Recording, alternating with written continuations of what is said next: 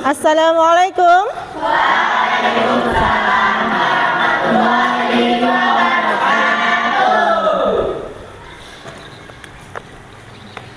Baiklah, apa kabar hari ini semuanya? Alhamdulillah, luar biasa, Allahu Akbar. Alhamdulillah untuk hari ini. Sebelum kita memulai kegiatan belajar mengajar, Ibu cek dulu untuk kesiapan belajar hari ini. Alat tulisnya sudah siap? Siap. Coba Andre, dasinya miring. Nah, harus dirapikan terlebih dahulu sebelum kita memulai pembelajaran. Baik, sebelumnya alangkah lebih baiknya kita berdoa dulu sebelum belajar agar pembelajaran kita hari ini bisa berjalan dengan baik, lancar, sesuai dengan yang kita harapkan. Kepada ketua kelas silahkan untuk dipersiapkan sebelum belajar. Sebelum belajar, mari kita berdoa menurut agama dan kepercayaannya masing-masing. Berdoa mulai.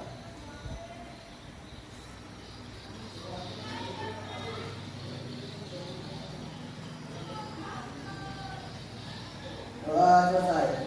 Beri salam. Assalamualaikum warahmatullahi wabarakatuh. Waalaikumsalam warahmatullahi wabarakatuh. Alhamdulillah ya. Sebelum kita mulai, Ibu absen terlebih dahulu untuk hari ini. Dina Wulandari hadir. Dodi Ardiansa hadir. Ayu Neng Tias Aurora Sivia hadir. Lisa Amanda Putri ya, sakit ya. Ya, mudah-mudahan kita doakan ya, mudah-mudahan cepat sembuh, besok bisa kembali ke sekolah lagi. Baik, terakhir Ikhwan hadir. Alhamdulillah ya. Baiklah anak-anakku sekalian, Ibu akan menampilkan gambar yang nanti kalian akan amati ya. Coba semuanya kalian amati gambar yang ada di layar. Ibu tampilkan satu piring yang berisi berbagai unsur makanan yang nanti kalian bisa menyebutkan bahan makanannya, kemudian asal daerahnya ya. Apakah itu di dataran tinggi maupun di dataran rendah.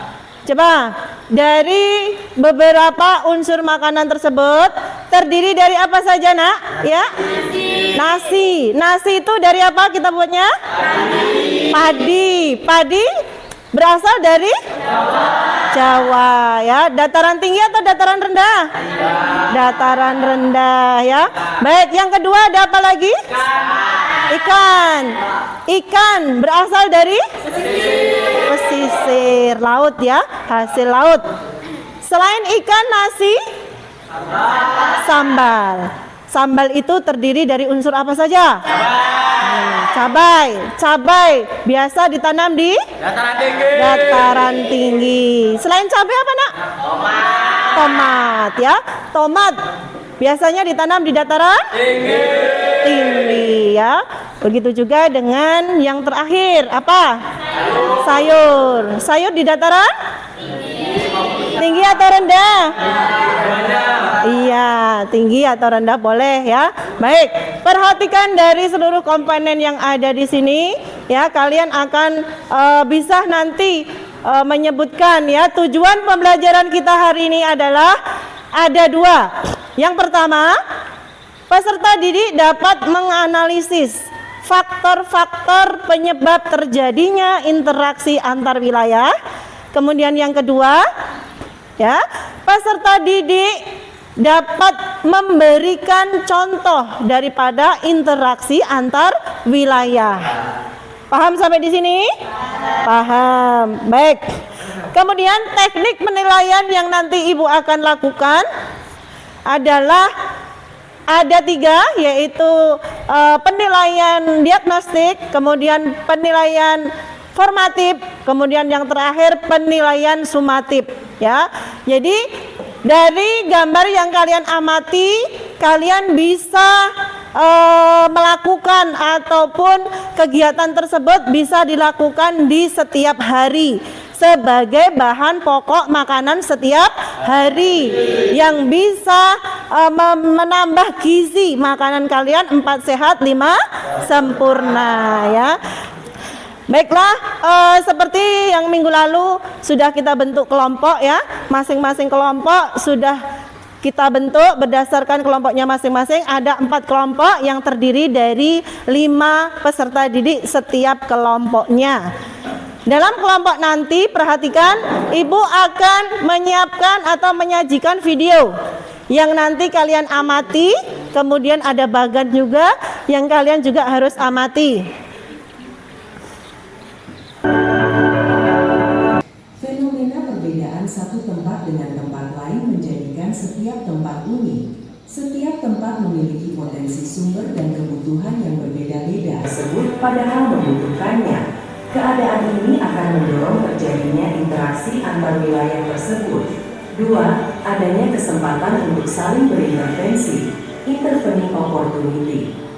Kesempatan berintervensi merupakan kemungkinan adanya perantara yang dapat menghambat timbulnya interaksi antar wilayah. Kondisi wilayah A dan wilayah B secara potensial memungkinkan terjadinya hubungan timbal balik karena saling melengkapi sumber daya.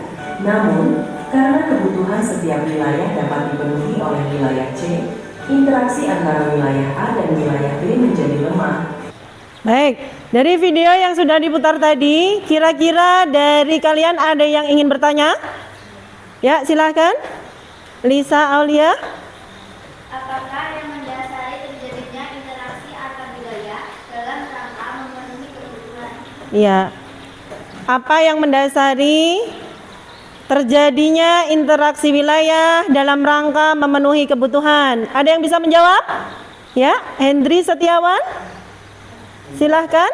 Interaksi antar wilayah dapat terjadi karena adanya perbedaan potensi yang dimiliki pada setiap wilayah, seperti perbedaan pada sumber daya alam dan barang hasil produksi, sehingga menimbulkan adanya kebutuhan dan permintaan terhadap barang atau jasa yang tidak bisa disediakan di wilayah sendiri.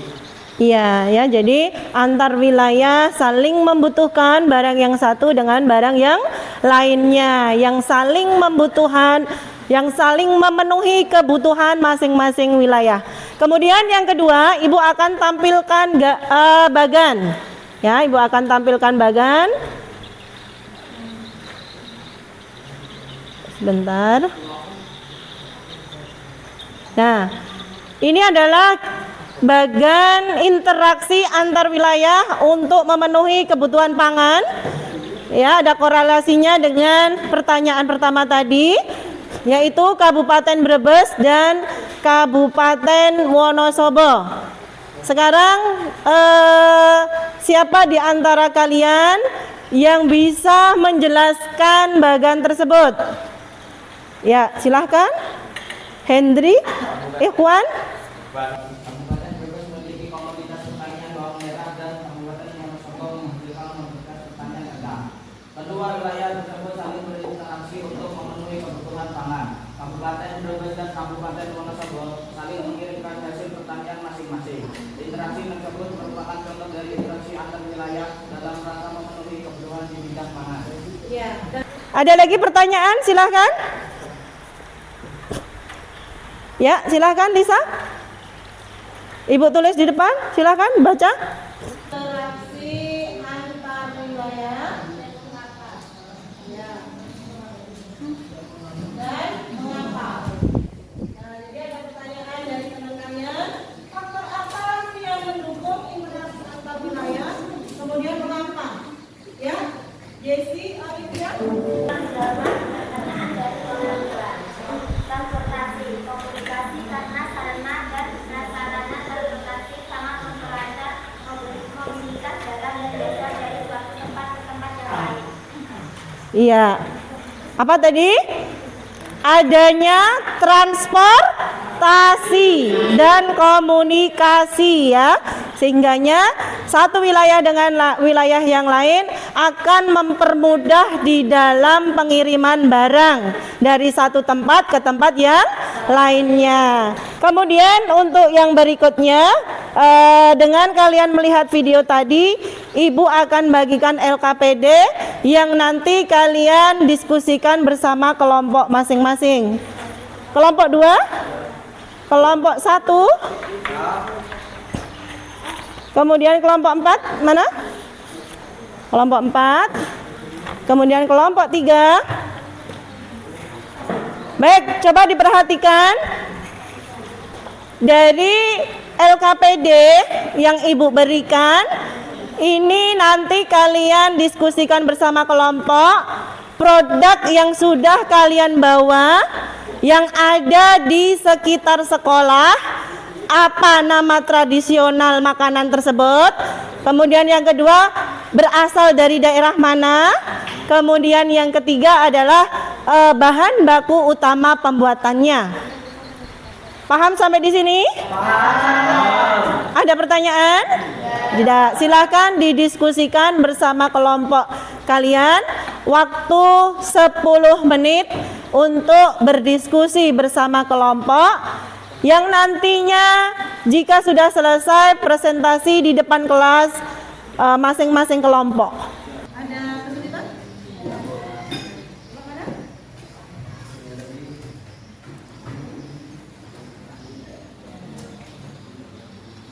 Sudah selesai? Siapkan laporannya.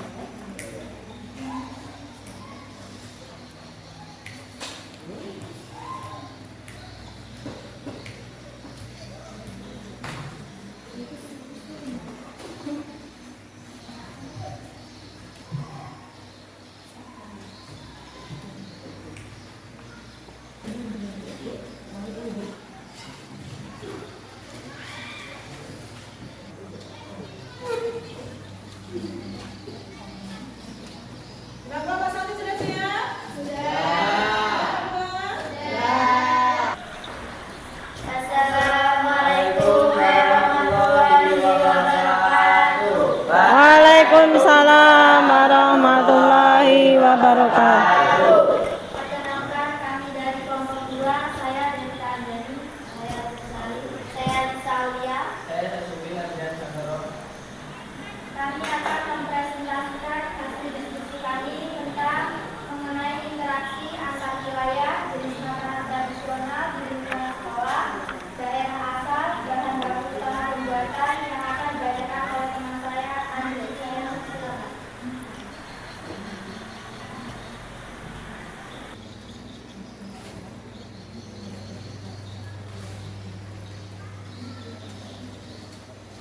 Baiklah teman-teman, saya akan menyampaikan hasil diskusi kami tentang makanan yang terdapat di wilayah yang berbeda-beda.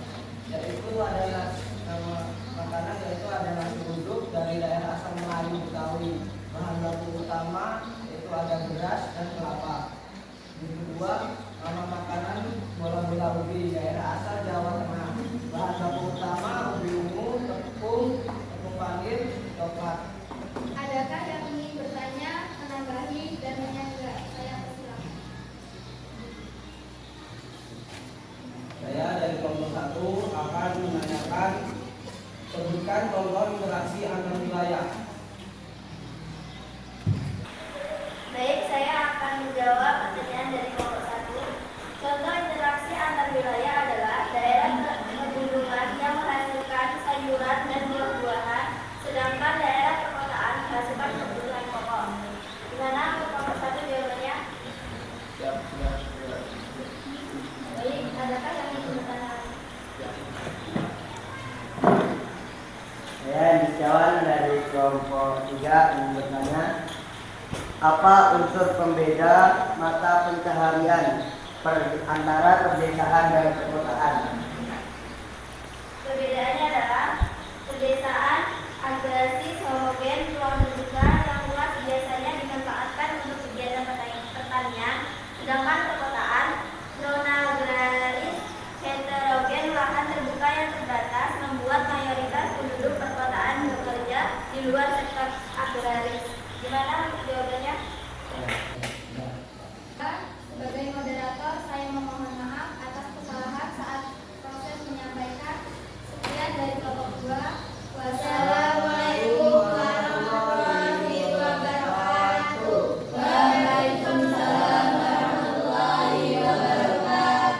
Kita kasih apa? Kita kasih B, kasih O, kasih W. Wow, keren. Wow, keren. Ya, kita tepuk tangan untuk kelompok 2.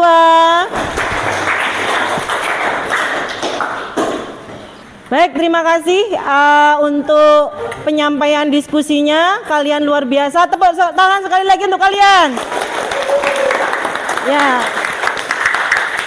Baik, sebagai penguatan untuk di akhir pembelajaran, Ibu akan beri post test apa yang sudah kalian diskusikan tadi bersama dengan teman-teman kalian. Post test ini dikerjakan secara individu, ya. Nanti kalian Ibu bagi kemudian dikumpulkan kembali, ya. Masing-masing kelompok silahkan langsung ditulis di bawahnya. Langsung jawabannya di lembar post test tersebut. Ya, silahkan ditulis masing-masing untuk post test akhir pembelajaran. Ibu ambil. Nulis nama, Mbak.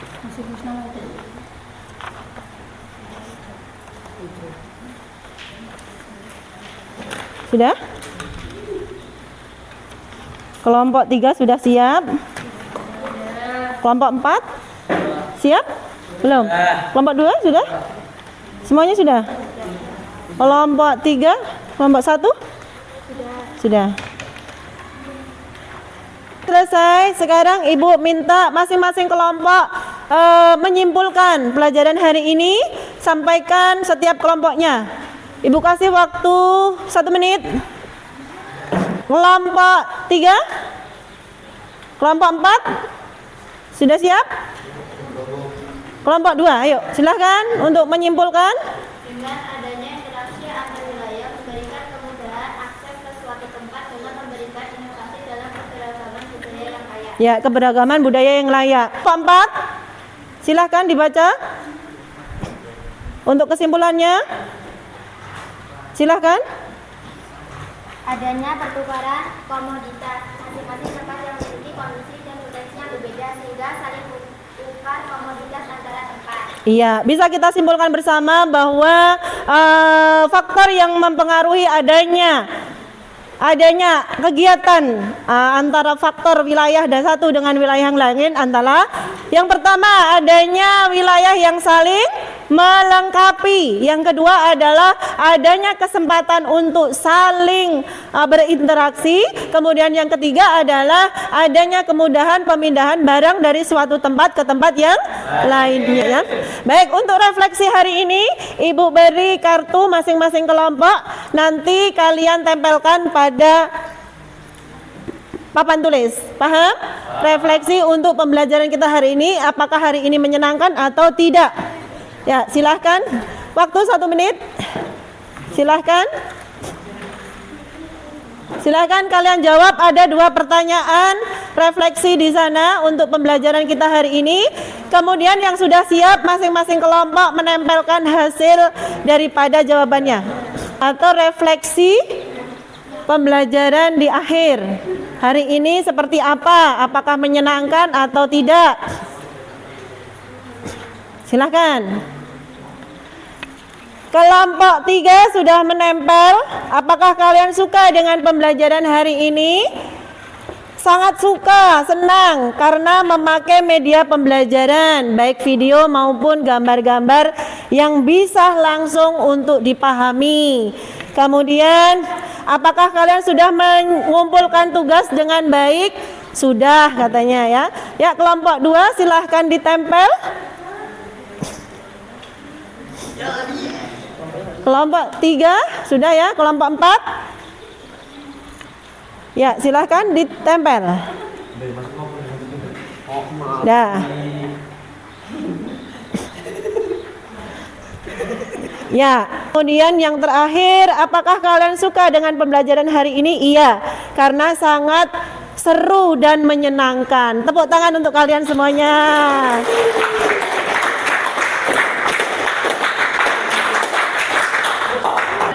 Ada lagi yang ingin bertanya? Silahkan kelompok 2 kalau masih ada yang bertanya. Saya Dina Wulandari dari kelompok 1 ingin bertanya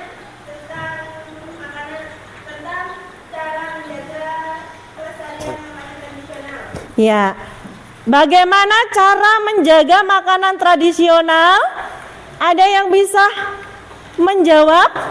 Ya, kelompok 3.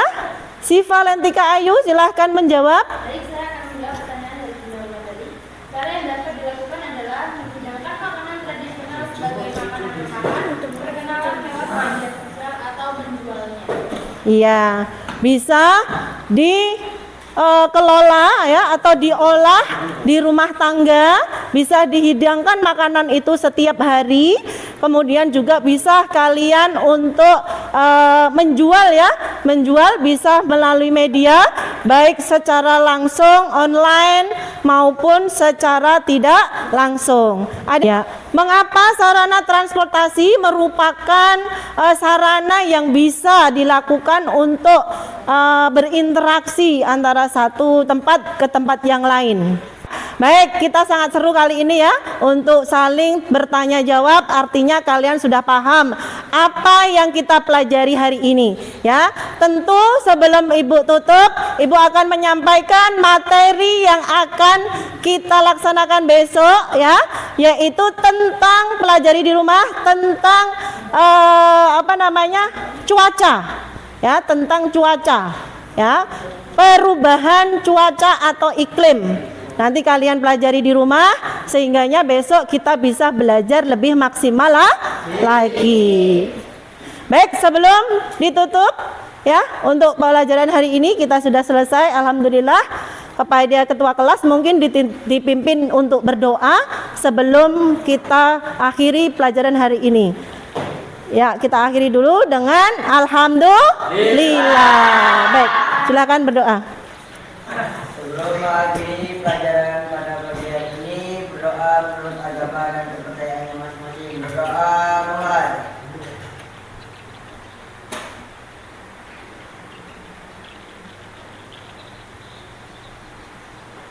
Doa selesai. Beri salam.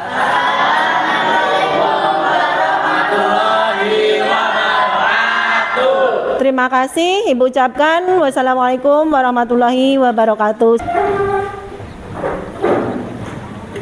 Hati. Ya.